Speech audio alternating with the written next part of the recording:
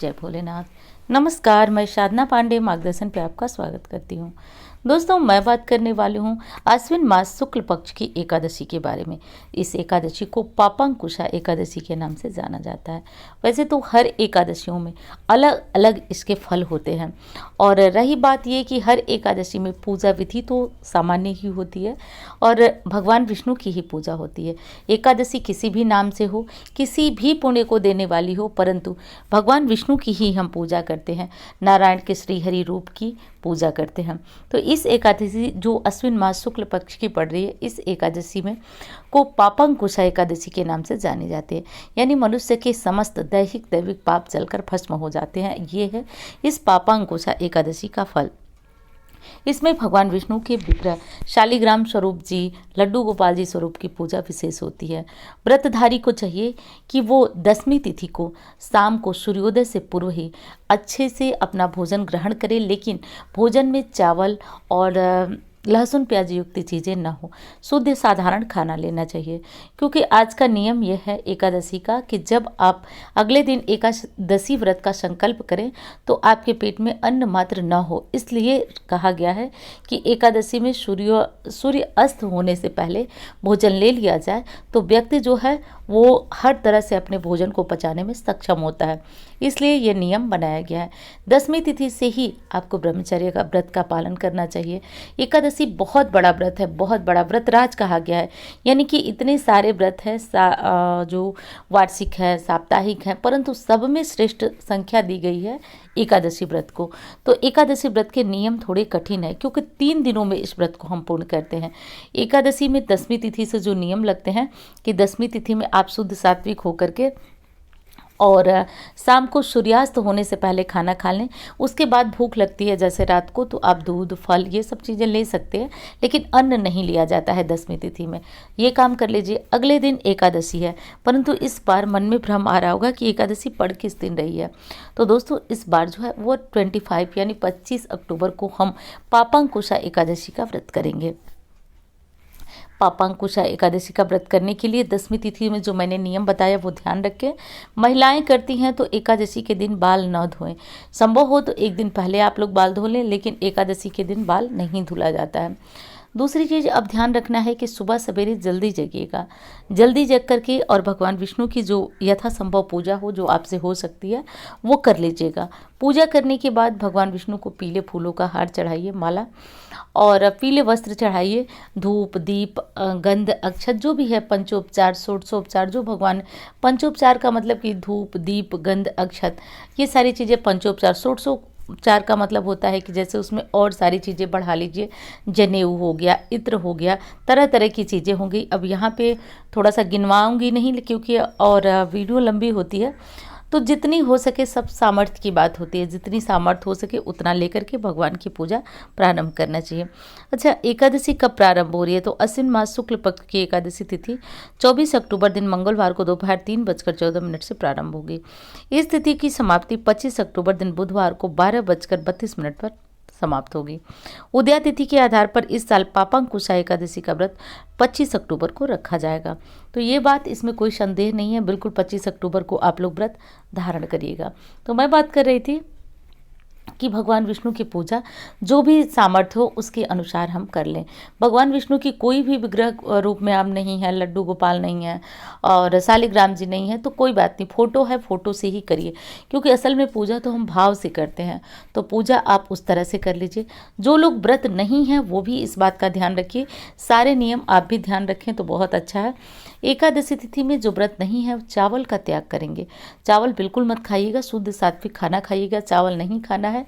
दूसरी चीज़ आपको ध्यान रखना है, चावल दान भी नहीं करना है। वैसे तो एकादशी के दिन अन्न का दान नहीं किया जाता है। व्रतधारी लोग जो है वो अन्न का दान अगले दिन, पारण के दिन करेंगे। फल, दूध, जल का दान करिए। आज की एकादशी बहुत विशेष है क्योंकि अश्विन मास की एक इस एकादशी को यदि आप तिल दान करते हैं तो स्वर्ण दान के बराबर इस दान को माना जाता है। तो संभव हो यदि कर सकें तो आज के दिन तिल का दान करिए, जौ का दान करिए। भूमि दान तो ये बहुत बड़ी चीज़ है, फिर भी शास्त्रों में है इसका वर्णन। ये सब दान यदि हम करते हैं तो दैहिक दैविक जितने भी हमारे पाप होते हैं सब जलकर भस्म हो जाते हैं।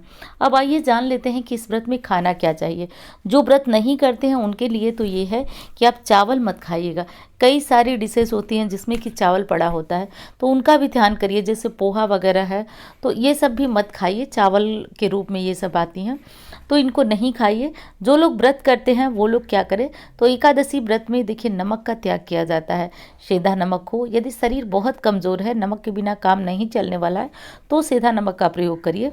और जो लोग आराम से रह सकें वो सेंधा नमक का प्रयोग नहीं किया जाता है, नहीं करें। एकादशी व्रत में कैसे भी अन्न का सेवन नहीं होना चाहिए।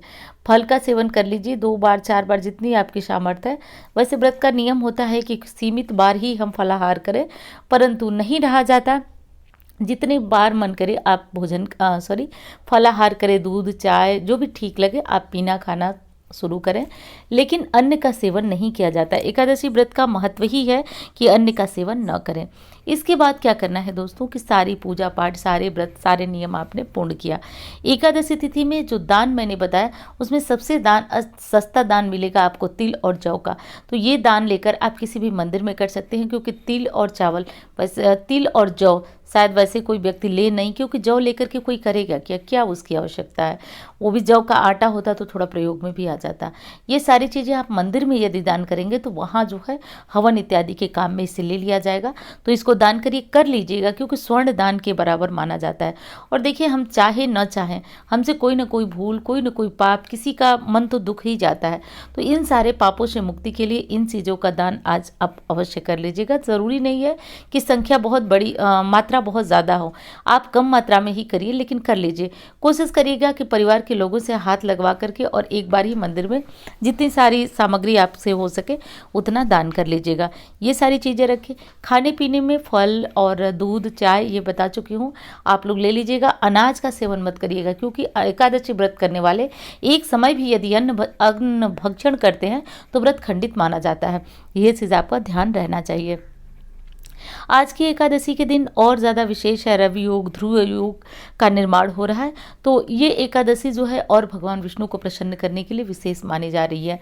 साथ साथ इस एकादशी पर माँ लक्ष्मी की पूजा भी अवश्य करिएगा। माँ लक्ष्मी को मखाने या साबूदाने की खीर बनाकर भगवान विष्णु के साथ भोग अवश्य लगाइएगा।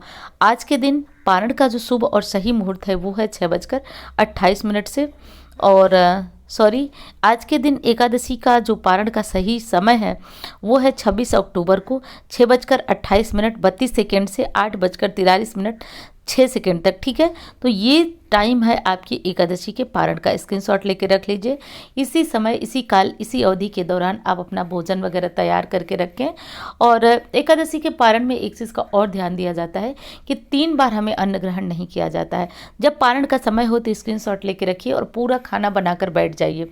पारण में चावल भी खा सकते हैं। हाँ, बस पारण में ये ध्यान रखिए कि सरसों के तेल का प्रयोग नहीं होता है, लहसुन प्याज का प्रयोग नहीं होता।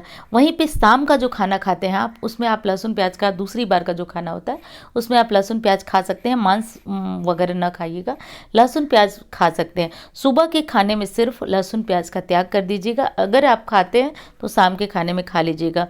और सुबह लहसुन प्याज के साथ साथ सरसों के तेल का भी त्याग किया जाता है।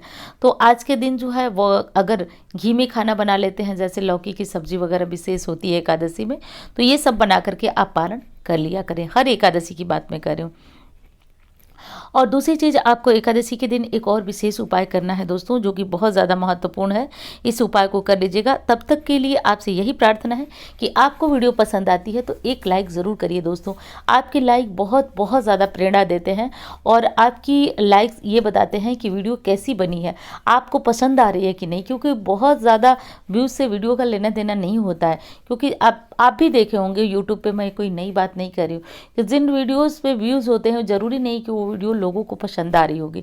नीचे बैड कमेंट भरे होते हैं, लेकिन वीडियोस जो है बहुत ज़्यादा व्यूज़। तो ये जानना है कि आपको वीडियो कैसी लग रही है, आपके लिए हेल्पफुल है या नहीं। तो ये जानने के लिए आप लाइक ज़रूर किया करें, और अच्छी लगती है तो चैनल के साथ जुड़ें, सब्सक्राइब करें। और हाँ, जो मेरा नंबर है केवल और केवल वही मेरा नंबर है, इस पे आप कुंडली दिखाने के लिए संपर्क मुझसे कर सकते हैं। दूसरी चीज़ मैं बता रही थी दोस्तों कि आज के दिन माता तुलसी के पास, तुलसी माता के पास एक शाम को घी का दीपक अवश्य जलाइएगा। घी का दीपक माता तुलसी के पास जलाने से घर के जो वास्तु दोष होते हैं वो दूर होते हैं, नेगेटिविटी दूर होती है। और ये सारे काम, वैसे तो मैंने एक उपाय बताया था पहले पूर्व में ही कि एकादशी जो देवशयनी एकादशी था उस दिन से प्रारंभ करके, और एक उपाय बताया था आप लोगों को कि आप लोग देव उठनी एकादशी तक करिएगा। काफ़ी अच्छा रिस्पांस आ रहा है, जो लोग कर रहे हैं अब कमेंट में आ रहा है कि बहुत अच्छा बहुत अच्छा। तो अब तो वो नहीं हो सकता है, लेकिन आज सामान्य दीपक आप सभी जला लीजिएगा। जो लोग उस उपाय को कर रहे हैं वो भी इस उपाय को कर लेंगे। गाय के घी का दीपक ना हो पाए तो आप तिल के तेल का जला लीजिएगा, सरसों के तेल का दीपक नहीं जलाइएगा, ये चीज़ ध्यान रहे। और आज तुलसी माता में जल मत दीजिएगा, जल मत दीजिएगा, प्रयास करिएगा उनकी पत्तियां न तोड़ें। हाँ, भगवान विष्णु की पूजा के लिए यदि भूल गए हैं, नहीं है पत्तियां, नीचे गमले में सूखी पत्तियों से भी भगवान विष्णु को भोग लगा सकते हैं। वो भी नहीं है तो आज माता तुलसी से अनुमति मांगकर तोड़ सकते हैं पत्तियां, क्योंकि माता तो कभी भगवान विष्णु की पूजा के लिए, भोग के लिए मना ही नहीं करती हैं, लेकिन ये विशेष परिस्थिति में करते हैं जब कहीं से तुलसी की पत्तियां नहीं मिल पाए तो। ये सब काम कर लीजिएगा दोस्तों। और चलिए, वीडियो अच्छी लगे तो लाइक करिए, फिर से कह रही हूँ चैनल को सब्सक्राइब करिए, पसंद आ रही है तो लोगों को शेयर करिए। धन्यवाद।